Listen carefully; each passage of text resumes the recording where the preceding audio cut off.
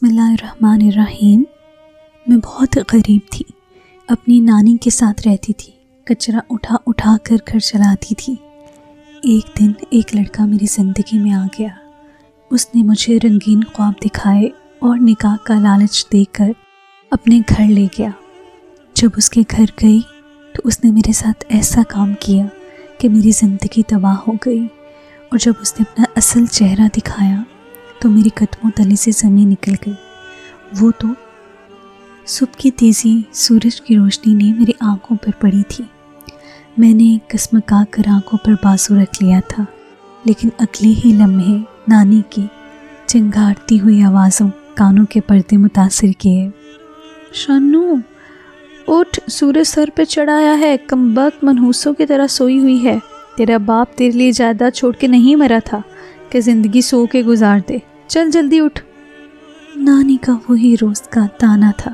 میں بیزاری سے اٹھ کر بیٹھ گئی، اپنے الجھے بندھے بالوں میں زور سے کھجایا۔ ایک ہی چھوٹی سی جھگی تھی نانی کی۔ ہم لوگ پل کے نیچے جھگیاں ڈال کر رہتے تھے۔ رات دن روڈ پر گاڑیوں کا شور شرابہ سونے نہیں دیتا تھا، کیونکہ وہ پل مین بازار میں تھا۔ لوگ رات دیر تک گھومتے رہتے تھے۔ اس پل کے سامنے روڈ کے پاس ایک ہوٹل تھا، وہاں لوگ کھانا کھانے کے لیے آتے۔ ہوٹل والے نے کرسیاں ٹیبل فٹ پاتھ پر ہی لگا رکھی تھیں۔ میں دن بھر کچرا اٹھاتی اور نانی جا کر بیچ آتی۔ اسی طرح ہمارا گزر بسر ہو رہا تھا۔ دن کی تھکن کے بعد شام کو جب میں جھگی پر پہنچتی، وہی سوکھی باسی روٹی اور بنا دودھ کا قہوہ نانی میرے سامنے رکھ دیتی۔ سوکھے منہ پورا دن کچرا میں نے ضرورت کا سامان نکال کر تھک جاتی۔ بھوک سے نڈال جب نانی کے پاس پہنچتی تو سوکھی روٹی دیکھ کر میری بھوک مر جاتی۔ ہماری عیاشی تو رات کو شروع ہوتی تھی۔ رات کو فٹ پاتھ پر بیٹھ کر ہم چند لڑکیاں لوگوں کو کھانا کھاتے بڑی حسرت سے دیکھتی رہتی۔ ہم 4-5 لڑکیاں تھیں 16-17 سال کی، جو رات کا کھانا اس لالچ میں نہ کھاتی کہ رات 1 بجے کے بعد ہوٹل والا بچا کچا کھانا ہماری جھگیوں کے پاس رکھے کچرے دان میں پھینک جاتے تھے، اور ہم 5 لڑکیاں ٹوٹ کر اس کچرے دان پر حملہ کرتی، ایک دوسرے کو دھکے دے کر جلدی سے وہ ہڈیاں ڈھونڈنے لگتی جن پر کچھ بوٹیاں باقی ہوتی۔ سوکھے نان، بچا ہوا سلاد ہم لڑ لڑ کر کھاتی تھی۔ ہمارا حلیہ بھی فقیروں جیسا ہی تھا۔ بال ہر وقت گندے مٹی سے اٹے رہتے، مہینہ بھر ہم نہاتی نہیں تھیں۔ کپڑے پہن پہن کر کھس کھس کر پھٹ جاتے، لیکن نئے کپڑے کہیں سے ملنے کی امید نہ ہوتی۔ جب بارش ہوتی تو ہم پر تو گویا قیامت ہی بیت جاتی۔ پانی سے ہمارے بستر بھیگ جاتے، ساری رات جاگ کر گزرتی۔ میں تھی تو کچرا اٹھانے والی تھی، لیکن گوری رنگت کی مالک تھی۔ بال میرے اجڑے رہتے تھے پر تھے سنہری، آنکھوں کا رنگ بھی کھلتا براؤن تھا۔ میں صبح اٹھ کر ہی کچرے والے تھیلے کو اٹھاتی اور گھر سے نکل جاتی۔ میری تلاش لوہے کی اشیاء ہوتی تھیں، کیونکہ اس کے پیسے اچھے ملتے تھے، اور رات وہی ہوٹل پر بیٹھے گاہکوں کو حسرت بھری نظروں سے دیکھنا ہمارا مشغلہ سا بن گیا تھا۔ بڑی خواہش ہوتی تھی کہ کبھی ہم بھی یہاں بیٹھ کر یہ سارے مرغوب اشیاء پیٹ بھر کے کھائیں۔ ہم جیسی لڑکیوں کی زندگی ایسے ہی خواب دیکھتے گزر جاتی ہے، ایک جھگی سے نکل کر دوسری میں جا کر بس جانا۔ پہلے نانی کے تانے اور جوتے کھانا، اس کے بعد میاں کے جھوٹا کھانا، اترن پہننا، ساری زندگی سڑکوں پر بھیک مانگنا، کچرا اٹھانا۔ بس اسی میں ہم پیدا ہو کر جوان ہو کر بوڑھے ہو جاتے تھے، لیکن ہمارا وقت اور قسمت کبھی نہیں بدلتی۔ میرا وقت بھی گزر رہا تھا، لیکن ایک بار ہوٹل پر ایک نوجوان آنے لگا، جسے کھاتے ہوئے بڑے غور سے دیکھ رہی تھی۔ میری نظر اس کی پلیٹ میں رکھی باربیکیو پر جمی تھی، آنکھوں میں حسرت تھی۔ میں نہیں جانتی تھی کہ وہ مجھے دیکھ رہا ہے۔ وہ اکیلا بیٹھا کھانا کھا رہا تھا، اور گاہے بگاہے وہ مجھے بھی دیکھ رہا تھا، لیکن میری نظریں صرف اس کے ٹیبل پر رکھے کھانے پر تھیں۔ لیکن جب میں نے اپنے چہرے پر مسلسل کسی کی نظروں کی تپش کو محسوس کیا، میں نے ایک نظر اس نوجوان پر ڈالی جو کہ دیکھنے میں اچھا خاصا ہینڈسم تھا۔ مجھے دیکھ کر اس کے ہاتھ کے اشارے سے مجھے اپنے پاس بلایا۔ میں کچھ گھبرا سی گئی تھی، بھلا وہ مجھے کیوں بلا رہا تھا؟ میں نے نظریں بدل لی۔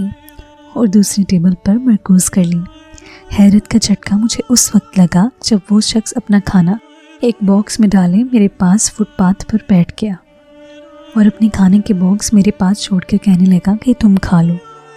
ये कहकर चला गया। मुझे बड़ी हैरत सी हुई कि इस बॉक्स में अच्छा खासा खाना मौजूद था। वो अपना खाना मुझे क्यों देकर गया, हालांकि वहाँ 5-6 लड़कियाँ और भी बैठी थीं। चूँकि वो मुझे देकर गया था इसलिए मैंने बाकी लड़कियों को हाथ भी लगाने नहीं दिया और अपनी झुग्गी में ले गई। नानी के साथ मिलकर बड़े मज़े से मैंने खाना खाया। बहुत देर के बाद सैर होकर अपनी पसंद की चीज़ खाई थी। हैरत मुझे ये हुई कि ये मेहरबानी मुझ बस एक दफ़ा नहीं की गई, ये सिलसिला तो जैसे जारी सा हो गया था। वो नौजवान रोज़ उस होटल में आता और आधा खाना बचाकर मुझे देकर चला जाता। मुझे उसकी ये एहसानमंदी समझ नहीं आ रही थी जो सिर्फ मुझ पर ही हो रही थी। फिर मैंने सोचा कि शायद कोई नेक दिल इंसान था जो भला कर जाता था। फिर मैं ये सोचने लगी, नेकी ही करनी थी तो मेरे साथ 5 बैठी लड़कियों के साथ भी कर सकता था। ये कैसा भला था जो मेरे साथ कर रहा था। अब तो मैं रोज़ाना रात को उस नौजवान के बारे में सोचने लगी। शक्ल भी अच्छी थी, पैसे वाला भी था, गाड़ी में आता था। हैरत मुझे उस वक्त हुई जब उसने अपनी गाड़ी एक साइड पर लगाई और होटल में जाने के बजाय मेरे फुटपाथ पर आ गया और मुझसे कहने लगा कि तुम बहुत खूबसूरत लड़की हो, मुझसे दोस्ती करोगी? मैं रोज़ तुम्हें खाना खिलाऊंगा, गाड़ी में सैर करवाने के लिए ले जाऊंगा, अच्छे कपड़े लेकर दूंगा। उसकी नज़रों और उसकी बातों को सुनकर मैं कुछ घबरा सी गई थी। भला मेरा उस अमीर साथी का क्या मुकाबला? मैंने कोई जवाब नहीं दिया और अपनी झुग्गी के अंदर चली गई। अगर नानी को भी खबर हो जाती तो वो मुझे ज़िंदा न छोड़ती। अगले रोज़ मैं कचरा उठा रही थी और कचरा उठाते हुए अपने इलाके से कुछ दूर निकल आई थी। मेरी नज़र उस शख्स पे पड़ी। वो गाड़ी बंद किए आए, गाड़ी से टेक लगाए मुझे ही देख रहा था। उसे देखकर मैं सटपटा सी गई थी। वो मेरे पास आ गया, कहने लगा कि मुझे तुम अच्छी लगती हो, मैं तुम्हारी मदद करना चाहता हूँ, तुम्हें उस गंदे माहौल से निकालना चाहता हूँ। ये कहकर अपनी जेब में हाथ डाला और मुझे एक छोटा सा मोबाइल पकड़ा दिया और उसके साथ उसने मुझे 10,000 दिए। कहने लगा कि तुम रख लो, मैं रात को तुमसे फ़ोन पे बात करूँगा। मैंने कहा कि नहीं, मुझे किसी से बात नहीं करनी। मैं घबरा सी गई।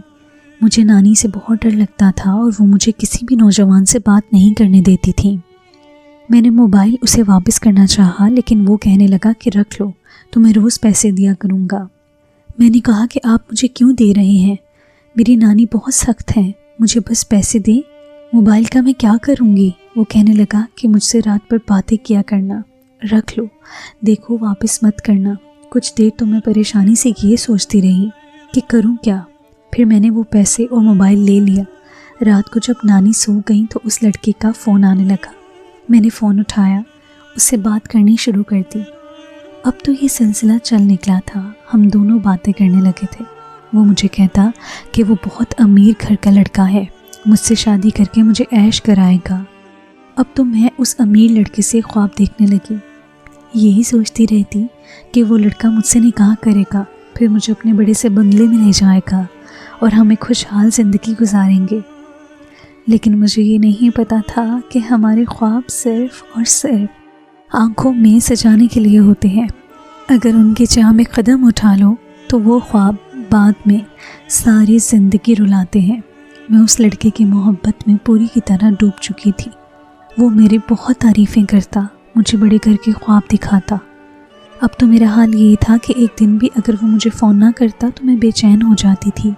उसके बाद हम दोनों ने ये प्लान बनाया कि मैं रात को उसके साथ भाग जाऊंगी। वो अपनी गाड़ी लेकर आएगा और मुझे अपने साथ ले जाएगा, लेकिन हम निकाह कर लेंगे। पूरा दिन मैं बेचैनी में गुजारा। मेरे अंदर चोर छुपा बैठा था, इसलिए मैं खौफज़दा सी थी। रात को नानी जल्दी सो गई थी। मेरे पास ऐसा कोई कीमती असासा तो यहाँ था भी नहीं जिससे मैं अपने साथ लेकर जाती। नानी के साथ ही चटाई पर लेटी थी जब उस लड़के की गाड़ी के हॉर्न सुनकर मेरा दिल धड़क से रह गया था। पहले सोचा कि रहने देती हूँ, कहीं नहीं जाती, लेकिन फिर दिल में ख्याल आया कि ज़िंदगी में ऐसा मौका फिर नहीं मिलेगा। मैंने खामोशी से चादर ली और एहतियात से बाहर निकल गई। سامنے ہی اس کی گاڑی کھڑی تھی۔ میں تیز قدم اٹھاتی ہوئی اس کی گاڑی میں جا کر بیٹھ گئی۔ مجھے خوف بھی آ رہا تھا۔ پہلی بار میں نے نانی سے پوچھے بنا کوئی قدم اٹھایا تھا۔ وہ لڑکا مجھے ایک فلیٹ کے 2 کمروں کا چھوٹا سا فلیٹ تھا، لیکن وہاں پر اس کے علاوہ کوئی اور نہیں تھا۔ وہ مجھے اس کمرے میں لے گیا، پھر الماری سے مجھے ایک بہت خوبصورت لباس نکال کر دیا۔ کہنے لگا کہ اسے نہا کر پہن لو۔ میں وہ لباس لے کر واش روم میں چلی گئی۔ جب نہا کر اس لباس کو پہن کر باہر آئی تو وہ نوجوان جس کا نام وسیم تھا مجھے دیکھ کر مسکرانے لگا۔ جو لباس اس نے مجھے پہننے کو دیا تھا وہ کافی چست سا تھا، اور میں نے ایسا لباس کبھی نہیں پہنا تھا۔ یہ میرا اس میں دم گھٹ رہا تھا۔ وہ لڑکا مجھے بے خود سا ہو کر دیکھنے لگا۔ اس کی نظروں میں ایسا کچھ تھا کہ مجھے الجھن سی ہونے لگی تھی۔ ایک تو چست لباس، وہ بھی بنا دوپٹے کے، مجھے شرم سی محسوس ہونے لگی تھی۔ وہ میرے قریب آ گیا کہ تمہارا حسن تو اب نظر آیا ہے۔ اس گندے سے لباس میں تم اتنی پیاری نہیں لگ رہی تھی جتنی اب لگ رہی ہو۔ اسے بے خود ہوتے دیکھ کر میں پیچھے ہٹ گئی۔ میں نے کہا، وسیم، ہم نکاح کب کریں گے؟ نکاح سے پہلے تم میرے پاس مت آنا۔ بے شک میں کچرا اٹھاتی تھی، لیکن یہ بھی جانتی تھی کہ نکاح کا مطلب کیا ہے۔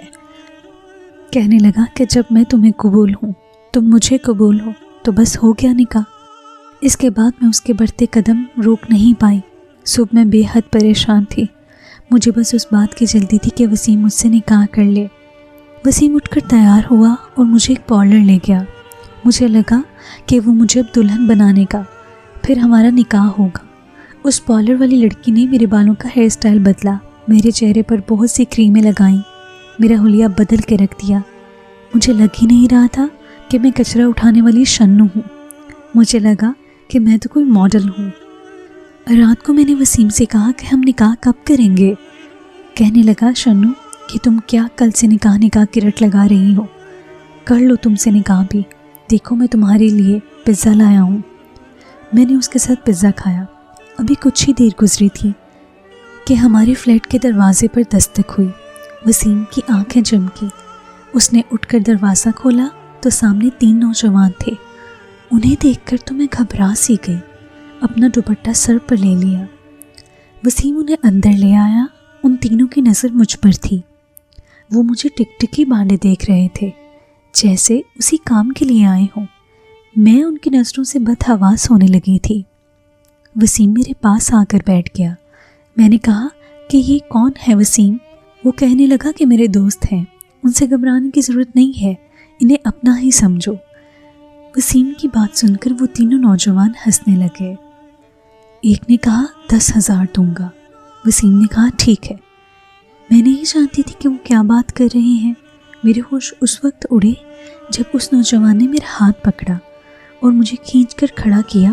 میں ایک دبلی سی لڑکی تھی، اس لیے اس طرح کی ابتدا پر پل میں اس لڑکے سے پہلو سے جا لگی۔ وہ مجھے اپنے حصار میں لیے کمرے میں لے جانے لگا۔ میں ہونک سی رہ گئی، اپنا آپ اس سے چھڑوانے لگی تھی۔ وسیم کو پکارنے لگی کہ اپنے دوست کو روکو، وہ کیوں مجھ سے بدتمیزی کر رہا ہے، لیکن وسیم وہیں بیٹھا رہا۔ اس لڑکے نے مجھے کمرے میں لے جا کر میری عزت کو پامال کر دیا تھا۔ میں روتی رہی، چیختی رہی، چلاتی رہی، لیکن وسیم نہیں آیا۔ وہ شخص مجھے برباد کر کے کمرے سے چلا گیا۔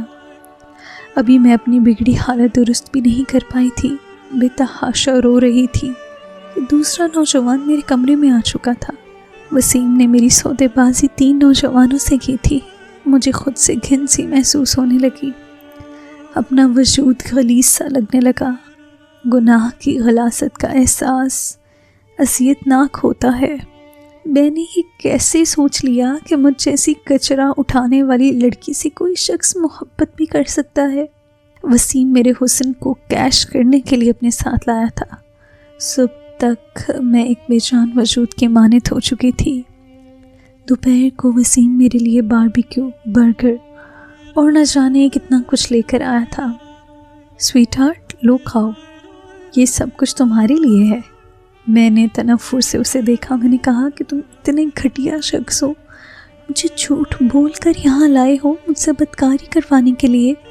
وہ میری بات سن کر ہنسنے لگا، پھر بولا کہ تم کون سا کسی سلطنت کی شہزادی ہو جو اتنا ہنگامہ مچا رہی ہو؟ कचरे दान में इंसान हमेशा अपना झूठा ही खाना खाकर फेंकता है। तुम्हें वहाँ से लाकर मैं तुम्हें अपने सर पर बिठाऊंगा। ये तुमने सोच भी कैसे लिया? मैंने कहा कि मुझे वापस मेरी नानी के पास जाना है, मुझे यहाँ नहीं रहना। मैं गुस्से से रोते हुए बोली। मुझे अब समझ आ रहा था कि नानी क्यों मुझे मर्दों से बात करने से रोकती थी। उनकी बातें सच्ची थीं। कहती थी कि 4 दिन की मोहब्बत के दावेदार बस हवस के भूखे होते हैं। तुम्हें मैं किसी भी मर्द से बात करते ना देखूं। वो मेरी बात सुनकर हंसने लगा, कहने लगा, भूल जा अपनी नानी को, जहाँ मैं तुम्हें लेकर आया हूँ वहाँ से वापसी का कोई रास्ता नहीं। वसीम अब मुझसे जिस्म फरोशी का काम करवाने लगा था। वो मुझे दिन भर कमरे में बंद रखता, मेरे खाने के लिए बहुत सा फास्ट फूड वहाँ रख जाता। मुझसे कहता कि तुम इन्हीं चीज़ों को ललचाई आंखों से देखती थी। तुम्हें अच्छा खाना, अच्छा पहनना, अच्छी जगह रहने की आरज़ू थी ना, इसीलिए तुम भागकर मेरे पास आ गई थी। वो सब मैं तुम्हें दे रहा हूँ, इसलिए जाने की ज़िद छोड़ दो। मेरे लिए ये ज़िंदगी अपनी पिछली गुर्बत की ज़िंदगी से ज़्यादा अज़ियतनाक थी। एक दिन वसीम मुझे तैयार करवा कर एक स्टूडियो ले गया। वहाँ खड़े नौजवान मेरे वजूद का यूँ मुआयना कर रहे थे जैसे मैं कोई कुर्बानी के लिए ख़रीदी गई भेड़ बकरी हूँ, जिसे ख़रीदने से पहले अच्छी तरह से देखा परखा जाता है। फिर एक उधेड़ उम्र शख्स मुँह में सिगरेट दबाए वसीम से पूछने लगा कि बस हुस्न ही कि कुछ अदाएँ भी आती हैं इसे। तुम्हें तो पता है मॉडलिंग के लिए कैट वॉक किस अंदाज से की जाती है। वो शख्स मुझसे मॉडलिंग करवाना चाहता था। वसीम उसके सामने भी ऐसे बैठा था कि जैसे कुछ समझ नहीं आ रहा। सर, ये बिल्कुल कोरा कागज़ है, आप जैसा कहेंगे ये वैसा ही करेगी। वसीम ने मिनमनाते हुए कहा कि वो शख्स मुझे गौर से देखने लगा, फिर बोला ठीक है। फिर उसने एक चेक वसीम को दिया जिसे देखकर वसीम की आंखें चमक गई थीं। आज भी वो मेरी कीमत वसूल करके जा चुका था, लेकिन ये ज़िंदगी तो इससे भी ज़्यादा अज़ियतनाक थी। उस शख्स ने चंद मर्दों को बुलाया और उनमें से एक को कहने लगा कि तुम इस लड़की का नाप लो और इसके लिए ड्रेस तैयार कर दो 2 घंटे के अंदर। एक शख्स गले में ऊंची टेप डाले मेरे करीब आ गया। उसने मेरे नाप लेने के बहाने मेरे वजूद से अपने हाथों की हवस पूरी की थी। मैं एक नाप देने में बदहवासी हो गई थी। मुझे उस स्टूडियो का मालिक फिर एक कमरे में ले गया। कहने लगा कि जब तक तुम्हारा लिबास तैयार नहीं हो जाता तुम इसी कमरे में रहोगी। ये कहकर वो चला गया। मैं परेशान सी होकर रह गई थी। ना जाने और कौन कौन सी आजमाइशें मुझे देखनी थी। 2 घंटे में मुझे जो लिबास पहनने के लिए दिया गया वो नाज़ेबा सा था। मैंने देखते ही बर्जिस्ता इनकार कर दिया था, लेकिन वो शख्स मुझ पर भड़कने लगा, कहने लगा कि तुम्हारे पैसे मैंने इसलिए नहीं अदा किए कि तुम मुझे नखरे दिखाती फिरो। वो सख्त लहजे में ये कहता हुआ चला गया। मैं पहले तो खूब रोई। याद आने लगी कि कचरा उठा दें। जब मैं जाने लगती थी तो नानी एक बड़ी सी चादर मुझे ओढ़ के देती थी, फिर मुझ पर न जाने क्या क्या पढ़कर फूंकती थी, फिर कहती अब जा। नानी तेज़ ज़ुबान की थी, मुझे ताने भी देती थी, लेकिन मेरी इज़्ज़त की मुहाफ़िज़ बनी थी। पुल के नीचे बनी सारी झुग्गियों में बसने वालों को पता था कि मैं जमीला की नवासी हूँ, इसलिए किसी की हिम्मत न थी कि मुझ पर गंदी नज़र डालता।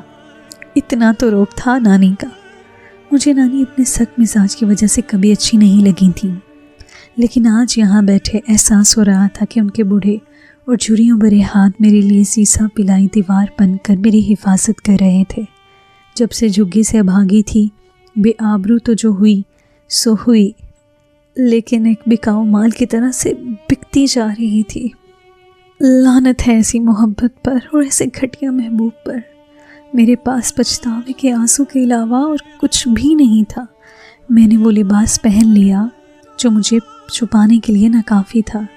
पहले पहल बड़ी शर्म सी आती थी। 4 मर्द मुझे सजाते संवारते थे। मेकअप मैन जब मेरा मेकअप कर रहा होता तो बड़े गंदे इशारे मुझे करने लगता कि मेरी नज़रें शर्म से झुक जाती।